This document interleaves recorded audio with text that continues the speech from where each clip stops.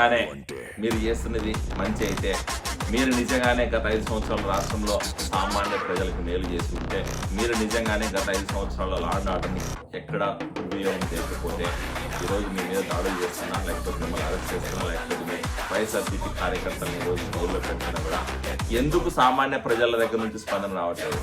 ఎందుకు సామాన్య ప్రజలు స్పందించట్లేదు?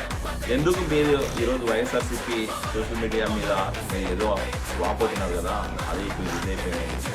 మరి ఎందుకు ఈరోజు మీ సొంత వైఎస్ఆర్సీపీ కార్యకర్తలు లేకపోతే వైఎస్ఆర్సీపీలో ఉన్న సోషల్ మీడియా యాక్టివిస్టులు కూడా కొంతమంది ఎందుకు రెస్పాండ్ అవ్వట్లేదు? ఈరోజు మీ జగన్మోహన్ రెడ్డి ప్రెస్ మీట్ పెడితే ఈరోజు ఎంతమంది చూస్తున్నారు తెలుసా? లైవ్ సాక్షి ఛానల్లో 772 మంది.